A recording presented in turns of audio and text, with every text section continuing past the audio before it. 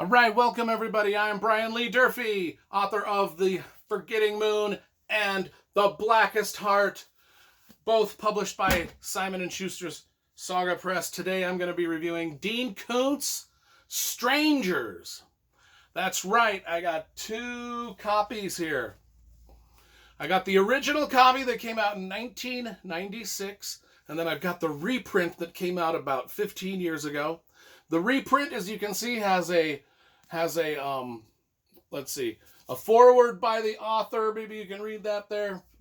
That's why I got this is my original copy that I bought a long time ago.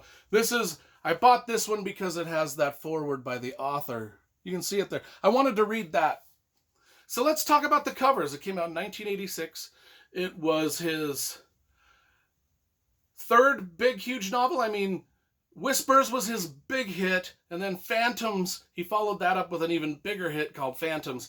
And now this was his third big book that he was going to write once he got famous. Because he had written a ton of books under pseudonyms that never really made a lot of money until Whispers made him a lot of money, and then he became kind of a big name. And so he's like, I am going to write. I've done Whispers, I've done Phantoms, they were both big successes. Now I can write the book that I want to write, and that's going to be Strangers. And it's a big, epic, like 700-page novel, right? So he took a chance. He wrote this book with no contract. He did it on his own. The publisher hadn't given him a contract yet for it. He did it on his own. He didn't use an outline. He just freelanced it. He put 12 characters together, and he just let the characters play in the world he created and do what they wanted to do with no outline. In the writing business, it's called pantsing or gardening. You know, gardening is like when you take your time and you write an outline for your story. Pantsing it is just writing a story one word at a time, you're not knowing where it's going. So he pantsed this whole novel, and it ended up being like 700 pages, about twice as long as anything he'd ever written. And he turned it into his publisher and thinking, well, my last two novels were huge hits. They're going to give me a crap load of money for this. And guess what? He was right. They gave him a huge contract. But they said, it's too long.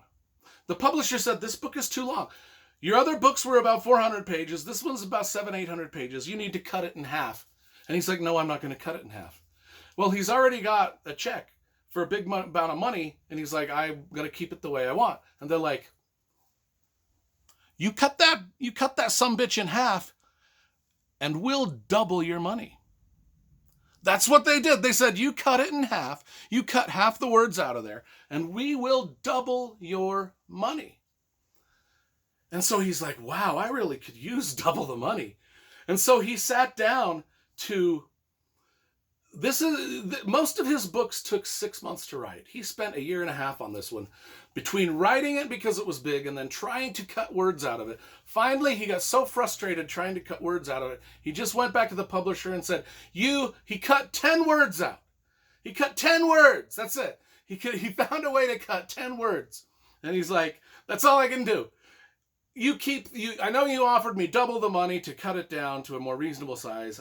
I believe in the novel at the length that it is. I think that it's going to be a hit. You just publish it, and I will collect the money back on the royalties on the back end. You keep your double the money. I know you said double the money to kind of, you know, I like the book the way it is. So the publisher had no choice but to relent and publish it as it was, and it became his biggest hit. In fact, it's one of his most famous and popular novels with his readers. That's just a little bit of the history of the book. So he called the publisher's bluff, and the publisher published it in the big version, and it became massive success, even bigger than his prior two novels. And at that point, he could do what he wanted at that point. So it paid off. It paid off for him. He lost money. Initially he lost money by not accepting double the money to cut. But in the end, he gained so much more. And he kept his artistic integrity. What's the book about? This is Dean Koontz's sort of, like Stephen King has The Stand, sort of a post-apocalyptical thing where people from all different parts of the country sort of trek across the country to reach a certain point, Las Vegas. Or Robert McCammon's Swan Song, where it's post-apocalyptic and people from all different parts of the country try to meet together at a certain point. Well, this is Dean Koontz's version of that similar story, where it's 12 different characters from all different parts of the country, all different walks of life, and they all have similar problems. They've all got issues. Like, I'll just mention a few of the characters and their issues.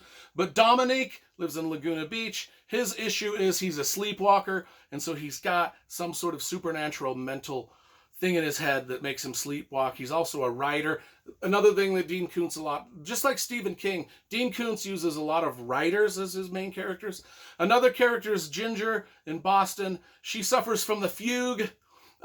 Ernie in Elko, Nevada, he's afraid of the dark. And so everybody's kind of got a different ailment that's like borderline supernatural, right? Like Father Cronin, he's lost all of his faith, but he still wants to be a good priest in the Catholic Church. Jack in New Jersey, he's a thief. He works for the mob. He's got his own problems. Anyway, character after character, they've all got these mental problems that border on the supernatural. And there's something calling them to the Tranquility Hotel, which is in Elko, Nevada, where Ernie lives, the guy who's afraid of the dark. So they're all being called across the country to Elko, Nevada. So it's like it's 12 stories, 12 different characters, 12 stories, but they all tie together because they all are going to converge about halfway through the book into Elko and fight off whatever this power is that's over them, sort of like the kids in It had to fight off the power that was controlling the town. That's kind of what's going on here, but actually, this probably describes it a little better than I did. I'll just read the description.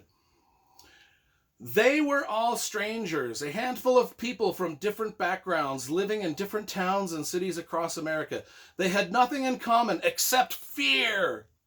They were victims, cold and stark, and unknown terrors gripped their dreams and turned their days into living nightmares.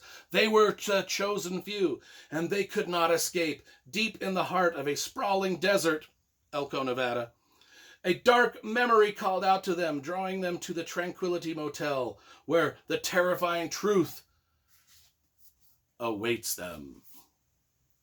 Strangers. That's a pretty good description of what's going on. So all of these characters converge into the Tranquility Hotel.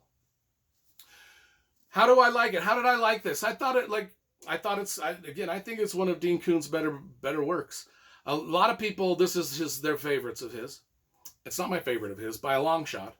I would say, based off the theme of a large cast of characters, all of them with unique lives and individual personalities, all traveling from different parts of the country to Elko, Nevada, similar to Stephen King's The Stand, they all traveling to Las Vegas, similar to Robert McCammon's Swan Song, they're all traveling to the desert. It seems like they go to the desert a lot. Seems like in every one of the three of these books, they're all going to the desert from across it. But anyway, these guys are going to Elko, Nevada, which I've been to Elko, Nevada. Ain't much of a going concern, I'll tell you that. And it is in the middle of nowhere. On Highway 50, no, Highway 80. I can't remember if it's Ely or Elko. One of the two. They're both similar. One of them's on Highway 55, one of them's on I-80. Ely or Elko. People out there, let me know. Anyway, I think The Stand is better. I think Swan Song is better. But Dean Koontz still writes a pretty mean book. And you can't go wrong with Strangers. You will like it. If you like The Stand, if you like Swan Song, I would give this a chance. This will be your third favorite book in that vein of maybe you'll even like it better than The Stand and Swan Song. I don't know. I still think even though I don't like it as good as those other two books, I still think this book is dope. Strangers by Dean Koontz. We'll give this about an 8.5 out of 10.